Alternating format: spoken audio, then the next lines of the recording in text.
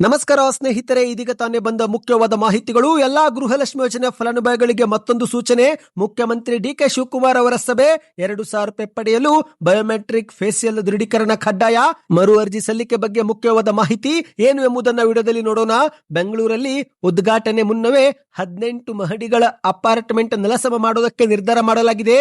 200 ಕೋಟಿ ವೆಚ್ಚದ ಅಪಾರ್ಟ್ಮೆಂಟ್ ಉದ್ಘಾಟನೆ ಮುನ್ನವೇ ಡೆಮಾಲಿಶ್. ಯಾಕೆ ಏನಾಯ್ತು ನೋಡೋಣ ಸ್ನೇಹಿತರೆ. ಇನ್ನು ಅನ್ನಭಾಗ್ಯ ಅಕ್ಕಿ ಕಾಳ ಸಂತೆಯಲ್ಲಿ ಮಾರಾಟಕ್ಕೆ ಬ್ರೇಕ್ ಹಾಕಲು ರಾಜ್ಯ ಸರ್ಕಾರದಿಂದ ಮಾಸ್ಟರ್ ಪ್ಲಾನ್. ಪಡಿತರ ಚೀಟಿದಾರರಿಗೆ ಆಹಾರ ಸಚಿವ ಕೆಎಚ್ ಮುನಿಯಪ್ಪನವರು ಟ್ರಿಬಲ್ ಧಮಾಕ ಗುಡ್ ನ್ಯೂಸ್ ಕೊಟ್ಟಿದ್ದಾರೆ. ಇಂದಿರಾ ಕಿಟ್, ಬಿಪಿಎಲ್ ಕಾರ್ಡು ರದ್ದು ಇಲ್ಲ ಮತ್ತು ಎಪಿಎಲ್ ಪಡಿತರ ಚೀಟಿದಾರರಿಗೂ ಕೂಡ ಒಂದು ಸಿಹಿ ಸುದ್ದಿ ಕೊಟ್ಟಿದ್ದಾರೆ. ಅದು ಕೂಡ ನೋಡೋಣ ಸ್ನೇಹಿತರೆ. ಇನ್ನು ಮತ್ತೊಂದೆಡೆಯಲ್ಲಿ ಸಿನಿಮಾ ಟಾಕೀಸ್ ಬಳಿ ಬ್ಲಾಕ್ ಟಿಕೆಟ್ ಮಾರುತ್ತಿದ್ದವರೆಲ್ಲ ಬಿಜೆಪಿಯ ನಾಯಕರಾಗಿದ್ದಾರೆ ಎಂದು ಬಿಕೆ ಹರಿಪ್ರಸಾದ್ ಅವರು ತೀವ್ರವಾಗಿ ವಾಗ್ದಾಳಿ ಮಾಡಿದ್ದು, ಮೊಟ್ಟೆ ಎಸೆತ ಪ್ರಕರಣ ಕುರಿತಂತೆ ಒಂದು ಆಕ್ರೋಶ ವ್ಯಕ್ತಪಡಿಸಿದ್ದಾರೆ. ಎಲ್ಲ ಮಾಹಿತಿಗಳನ್ನು ಡೀಟೇಲ್ ಆಗಿ ನೋಡೋಣ. ಅದಕ್ಕೂ ಮೊದಲು ನೀವು ನಮ್ಮ ಚಾನಲ್ಗೆ ಮೊದಲು ಬಾರಿ ಭೇಟಿ ಕೊಡ್ತಾ ಇದ್ರೆ ದಯವಿಟ್ಟು ಸಬ್ಸ್ಕ್ರೈಬ್ ಆಗಿ, ಪಕ್ಕದಲ್ಲಿ ಕಾಣಿಸುವ ಗಂಟೆ ಕೂಡ ಒತ್ತಿ ಇದ್ರೆ ರಾಜ್ಯದ ಮಾಹಿತಿಗಳು ನಿಮಗೆ ಸಿಗುತ್ತವೆ. ವಿಡಿಯೋಗೆ ನೀವು ಲೈಕ್ ಮಾಡಿ ಮತ್ತು ವಿಡಿಯೋ ಕೊನೆವರೆಗೂ ನೋಡಿ. ಬನ್ನಿ ಸ್ನೇಹಿತರೆ, ಎಲ್ಲ ಮಾಹಿತಿಗಳನ್ನು ಡೀಟೇಲ್ ಆಗಿ ನೋಡೋಣ.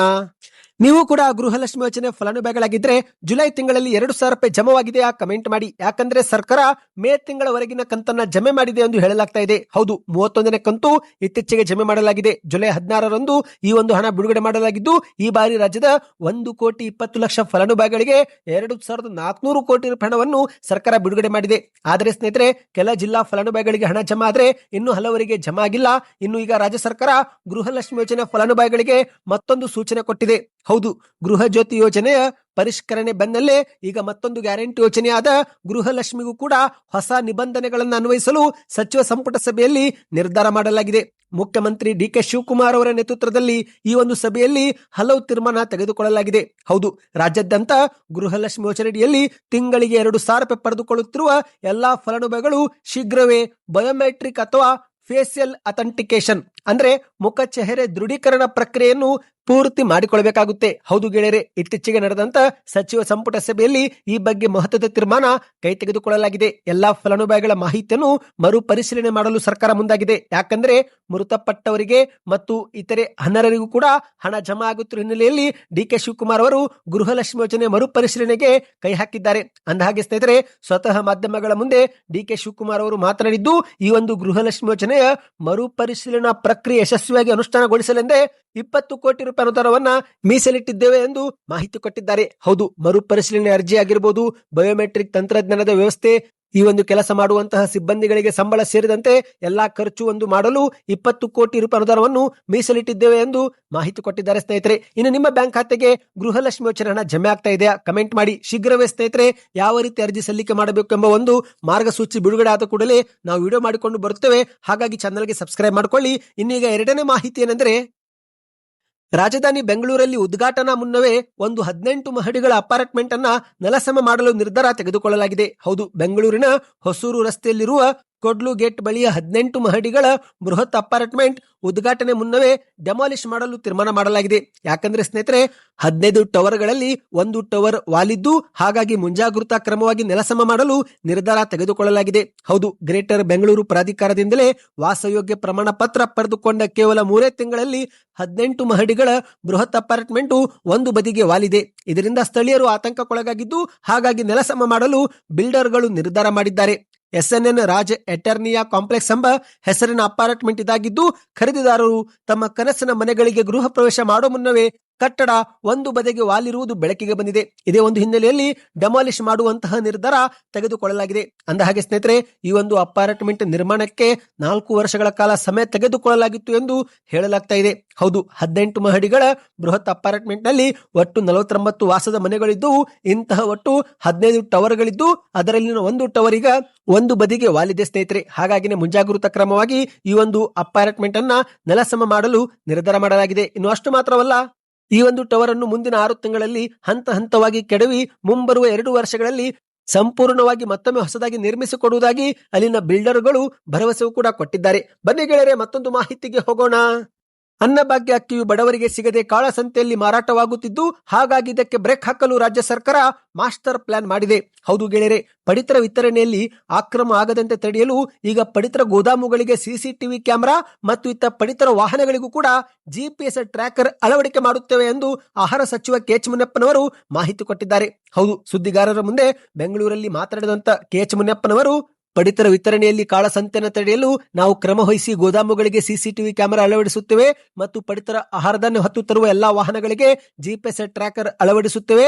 ಇದನ್ನು ನಿಗಾ ವಹಿಸಲೆಂದೇ ಕಮಾಂಡ್ ಕಂಟ್ರೋಲ್ ರೂಮ್ ಕೂಡ ಕೇಂದ್ರ ಕಚೇರಿಯಲ್ಲಿ ನಿರ್ಮಿಸುತ್ತೇವೆ ಎಂದು ಮಾಹಿತಿ ಕೊಟ್ಟಿದ್ದಾರೆ. ಆಹಾರ ಇಲಾಖೆಯು ಸಮರ್ಪಕವಾಗಿ ಕಾರ್ಯನಿರ್ವಹಿಸುತ್ತಿದ್ದು, ಅನ್ನಭಾಗ್ಯ ಯೋಜನೆ ಮೂಲಕ ರಾಜ್ಯದ ಸುಮಾರು 4,42,00,000 ಫಲಾನುಭವಿಗಳಿಗೆ 10 kgಯಂತೆ ಪಡಿತರ ವಿತರಣೆ ಮಾಡುತ್ತಿದ್ದೇವೆ. ರಾಜ್ಯವನ್ನು ನಮ್ಮ ಸರ್ಕಾರ ಹಸಿವು ಮುಕ್ತ ಕರ್ನಾಟಕ ಮಾಡಿದೆ. ಅನ್ನಭಾಗ್ಯ ಯೋಜನೆಯು ಗ್ಯಾರಂಟಿ ಯೋಜನೆಗಳಲ್ಲಿ ಪ್ರಮುಖವಾಗಿದ್ದು, ಯಾರೂ ಕೂಡ ಹಸಿವಿನಿಂದ ಮಲಗಬಾರದು ಎಂಬ ಉದ್ದೇಶಕ್ಕೆ ನಮ್ಮ ಸರ್ಕಾರ ಆಹಾರ ಭದ್ರತಾ ಕಾಯ್ದೆ ಅಡಿಯಲ್ಲಿ ಅನ್ನಭಾಗ್ಯ ಅನುಷ್ಠಾನ ಮಾಡಿದೆ ಎಂದು ಮಾಹಿತಿ ಕೊಟ್ಟಿದ್ದಾರೆ. ನಮ್ಮ ಸರ್ಕಾರ ನುಡಿದಂತೆ ನಡೆಯುತ್ತಿದ್ದು, ಪ್ರತಿ ಅರ್ಹ ಫಲಾನುಭವಿಗಳಿಗೆ 10 kg ಪಡಿತರ ಧಾನ್ಯ ನೀಡುವ ಮೂಲಕ ಜನರ ಬದುಕಿಗೆ ಆಸರೆಯಾಗಿದ್ದೇವೆ ಎಂದು ಮಾಹಿತಿ ಕೊಟ್ಟಿದ್ದಾರೆ. ಮತ್ತು ಇದೇ ನಡುವೆ ಸ್ನೇಹಿತರೆ, ಶೀಘ್ರವೇ ಇಂದಿರಾ ಕಿಟ್ ಕೊಡುವ ಬಗ್ಗೆಯೂ ಕೂಡ ಮಾಹಿತಿ ಕೊಟ್ಟಿದ್ದಾರೆ. ಹೌದು, ಇಂದಿರಾ ಕಿಟ್ ಕೊಡಲೆಂದೇ ಟೆಂಡರ್ ಪ್ರಕ್ರಿಯೆ ನಡೆಯುತ್ತಿದ್ದು, ಈಗ ಆ ಒಂದು ಪ್ರಕ್ರಿಯೆ ಅಂತಿಮ ಹಂತದಲ್ಲಿದೆ. ಮುಂದಿನ 2 ತಿಂಗಳಲ್ಲಿ ಆಹಾರ ಕಿಟ್ ಕೂಡ ವಿತರಣೆ ಮಾಡುತ್ತೇವೆ ಎಂದಿದ್ದಾರೆ. ಇದು ಕೂಡ ಬಹುದೊಡ್ಡ ಯೋಜನೆ ಆದ ಕಾರಣ ಸುಮಾರು 6,000 ಕೋಟಿ ರೂಪಾಯಿ ವೆಚ್ಚವಾಗುತ್ತಿದೆ. ಬಹಳ ಸೂಕ್ಷ್ಮವಾಗಿ ನಡೆಸಬೇಕಾಗುತ್ತಿರುವುದರಿಂದ ಸ್ವಲ್ಪ ವಿಳಂಬವಾಗುತ್ತಿದೆ.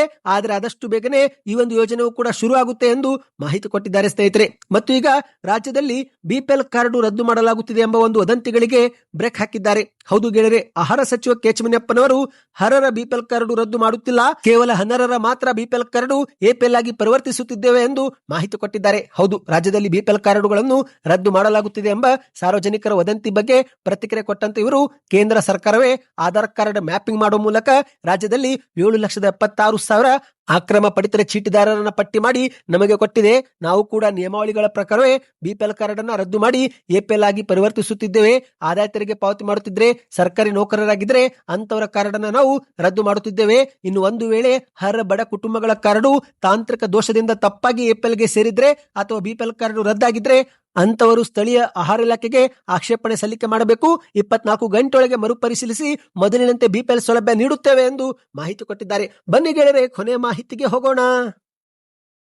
ಬಿಜೆಪಿಯ ಶಾಸಕರಾಗಿರುವ BP ಹರೀಶ್ ಅವರ ಮೇಲೆ ಮೊಟ್ಟೆ ಎಸೆತ ಪ್ರಕರಣ ಸಂಬಂಧಪಟ್ಟಂತೆ ಬೆಂಗಳೂರಲ್ಲಿ ಕೆಪಿಸಿಸಿ ಅಧ್ಯಕ್ಷ BK ಹರಿಪ್ರಸಾದ್ ಅವರು ಬಿಜೆಪಿ ನಾಯಕರ ವಿರುದ್ಧವೇ ತಿರುಗೇಟು ಕೊಟ್ಟಿದ್ದಾರೆ. ಮೊಟ್ಟೆ ಎಸೆಯುವ ಸಂಸ್ಕೃತಿ ಯಾರು ಆರಂಭಿಸಿದ್ದು ಗೊತ್ತಿದೆ ಎಂದು ಪ್ರಶ್ನೆ ಮಾಡಿದ್ದಾರೆ. ಹೌದು, ಸುದ್ದಿಗೋಷ್ಠಿಯಲ್ಲಿ ಮಾತನಾಡಿದ ಇವರು, ಮೊಟ್ಟೆ ಮತ್ತು ಚಪ್ಪಲಿ ಎಸೆಯುವುದು ಯಾರು ಆರಂಭಿಸಿದ್ದು ಗೊತ್ತಾ? ಮಡಿಕೇರಿಯಲ್ಲಿ ಸಿದ್ದರಾಮಯ್ಯರ ಮೇಲೆ ಮೊಟ್ಟೆ ಎಸೆದವರು ಯಾರು? ನಾಡಿನ ಜನಪ್ರಿಯ CM ಅವರ ಮೇಲೇನೆ ಮೊಟ್ಟೆ ಎಸೆದಿದ್ರು ಎಂದು ಮಾಧ್ಯಮಗಳ ಮುಂದೆ ಹೇಳಿಕೆ ಕೊಟ್ಟಿದ್ದಾರೆ. ಇತ್ತೀಚೆಗಷ್ಟೇ ಕಾಂಗ್ರೆಸ್ ಶಾಸಕ ಪ್ರದೀಪ್ ಈಶ್ವರ್ ಅವರ ಮೇಲೆ ಚಪ್ಪಲಿ ಎಸೆಯಲಾಗಿತ್ತು. ಅದನ್ನ ಎಸೆದವರು ಯಾರು? ಇವತ್ತು ಸಿನಿಮಾ ಟಾಕೀಸ್ ಬಳಿ ಬ್ಲಾಕ್ ಟಿಕೆಟ್ ಮಾರುತ್ತಿದ್ದವರೆಲ್ಲ ಬಿಜೆಪಿ ನಾಯಕರಾಗಿದ್ದಾರೆ ಎಂದು ವಾಗ್ದಾಳಿ ಮಾಡಿದ್ದಾರೆ. ಮತ್ತೆ ಮುಂದಿರೋದು ಮಾತನಾಡಿ, ಕಾಂಗ್ರೆಸ್ ತನ್ನ ಪಕ್ಷದ ಜಾಗದಲ್ಲೇ ಕಚೇರಿ ಕಟ್ಟುತ್ತಿದ್ದೇವೆ. ನಾವು ಬಿಜೆಪಿಯವರ ರೀತಿ ವಿದ್ಯಾಸಂಸ್ಥೆ ಜಾಗ ತೆಗೆದುಕೊಂಡು ದಮ್ ಬಿರಿಯಾನಿ ಹೋಟೆಲ್ ಓಪನ್ ಮಾಡಿಲ್ಲ. ಇನ್ನು ರಾಹುಲ್ ಗಾಂಧಿ ಅವರು ವಿದೇಶಕ್ಕೆ ಹೋದ್ರೆ ವಿಶ್ವವಿದ್ಯಾಲಯಗಳಲ್ಲಿ ಭಾಷಣ ಮಾಡ್ತಾರೆ. ಆದರೆ ಮೋದಿ ಅವರು ವಿದೇಶಕ್ಕೆ ಹೋಗಿ ಯಾವ ವಿಶ್ವವಿದ್ಯಾಲಯಕ್ಕೆ ಭೇಟಿ ಕೊಟ್ಟಿದ್ದಾರೆ? ನಮ್ಮನ್ನ ತುಕುಡೆ ಗ್ಯಾಂಗ್ ಎನ್ನುವುದಕ್ಕೆ ಅವರಿಗೆ ನೈತಿಕತೆ ಇದೆಯಾ ಎಂದು BK ಹರಿಪ್ರಸಾದ್ ಅವರು ವಾಗ್ದಾಳಿ ಮಾಡಿದ್ದಾರೆ. ಈ ಒಂದು ಹಿಂದೆ HMT ಕಾರ್ಖಾನೆ ಬಳಿ ಚಿತ್ರಮಂದಿರ ಇತ್ತು. ಅಲ್ಲಿ ಬ್ಲಾಕ್ ಟಿಕೆಟ್ ಮಾರುತ್ತಿದ್ದವರೆಲ್ಲ ಇವತ್ತು ಬಿಜೆಪಿ ನಾಯಕರಾಗಿದ್ದಾರೆ.